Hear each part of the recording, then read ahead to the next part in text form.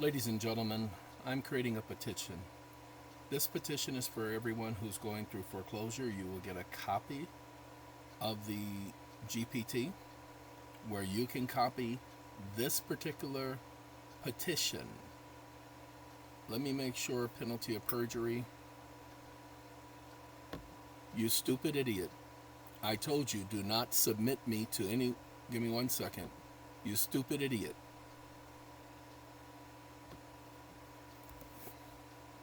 I told you, do not submit me to anyone's jurisdiction. Exclamation mark. There is no need for pro se or attorney information or email or phone number. Remove that junk from my petition. Exclamation mark. How dare you put me under the penalty of perjury? It is penalty of the law only. Period. What other discrediting information or weakening information or less strengthened information and or nuances did you add to my document, taking away from its credibility and my stance?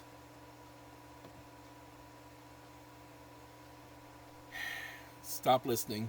I gotta stop it. It said stats and I said stance, so let's correct that stance thing.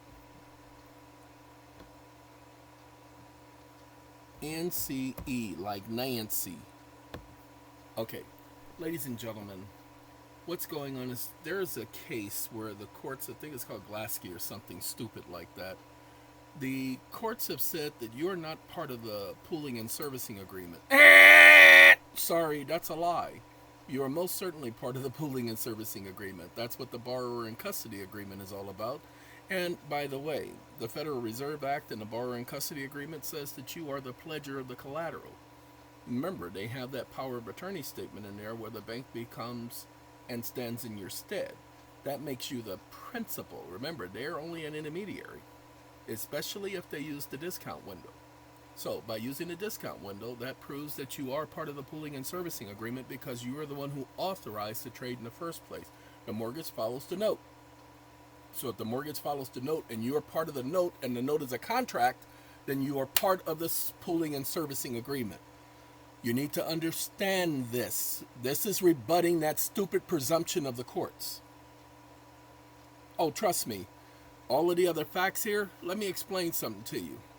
Uniform Commercial Code, Article 3, Section 106A says that if there is another governing agreement for which they must conform to, that it is no longer a secured transaction and no longer falling under Article 9. Now, hold on now. Declare the subject note, not a promissory note, but a note, constitutes a security under the Securities Act of 1933 because they're investors, and the Supreme Court in Reeves versus Ernst & Young said is a rebuttable presumption that the note is a security. So we are rebutting the fact that it is not a security and that it is a security and is therefore outside Article 9's jurisdiction. Why? Because Article 9 doesn't deal with non-promissory notes. It's just a note in this situation. Now, hold on now. I did all the facts and conclusions for you. Violation of due process, 5th and 14th Amendment. I didn't ask it to do the 14th Amendment, but you know, that's up to you if you want to include that. That's why I'm going to let you guys edit it. Okay? Then he brings up circular 12.3, establishes the purported foreclosure party lacks independent authority to enforce the note.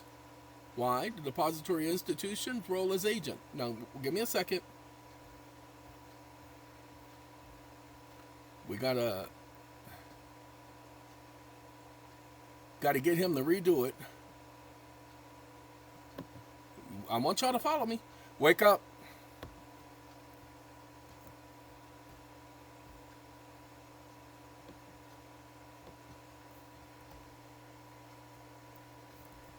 Wake up.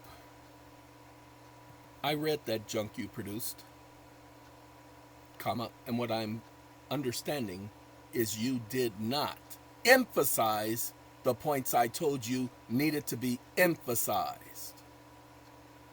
Period. You didn't even highlight what operating circular numero 10, section symbol numero 12.3, or appendix numero 3, OC-10 form specifically states,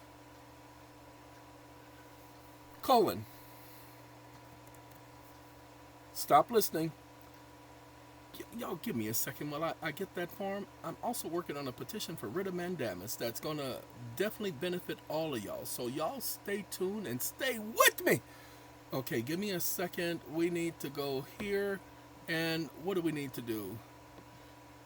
Wake up. Operating circular. Numero 10. It's going to be a minute. Stop listening. It's going to be a minute because that's a lot of documents that need to pull up here. See, look at all them documents. They just pulling up, and that's why we're solid. Solid as a rock. And that's what this love is. That's what we've got. What? Solid. Ashford and Simpson. Operating circular number 10. I prefer to use this one. It's been updated, but when they updated, they took the forms out. Now we're going to go to section 12.3. Why section 12.3? Because section 12.3 shows you as the borrower. Why? Because under the law, you are conducting banking business when you're getting a loan from the bank. You see, they're saying you're purportedly getting a loan. So the depository institution is your agent. So we come back here to Claude, because we're using Claude. Let's do that. Got to put that back because, you know, it took it away, and I don't like for things to be taken away. Now we do that, and now we go back over here, right down here, down yonder. See, it says that they become your lawful attorney, in fact, with full irrevocable power and authority in a place instead of the borrower. So they're operating in your stead. Of course, if they're part of the pooling and servicing agreement, then that makes you part of the pooling and servicing agreement. It's called a nexus. Okay?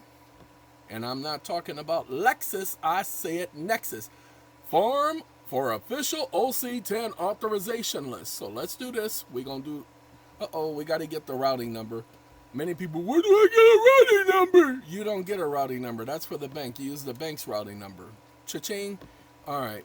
Sorry, I had to explain that. Well, I tried to explain that to a lot of people. Let's do that, and let's do that. Let's get rid of that one.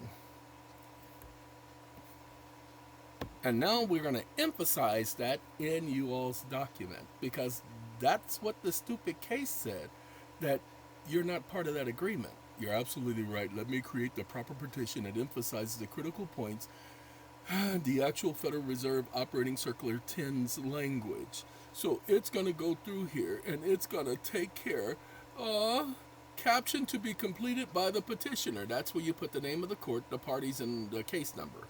Okay, we made this universal. I will let you guys have it because that's all you got to do is go into this GPT and pull up the doc. And then I will eventually create a doc for y'all. See, grounds for relief, non-judicial foreclosure statutes require the instrument to be an unconditional promissory note within the meaning of UCC Article 29, blah, blah, blah. The subject note is expressly conditioned under this one. By virtue of its governance under the Federal Reserve Operating Circular number 10, the borrower and custody agreement, the pooling and servicing agreement, and the federal securities laws. Those are the other governing agreements. That's all it takes for it not to be under Article 9, so it cannot represent a security interest. They do not have a right to do the speedy foreclosure on you. That's what this does. Yes, they're going to get pissed off, but I don't care. You guys have to bring the argument. You have to bring the pain.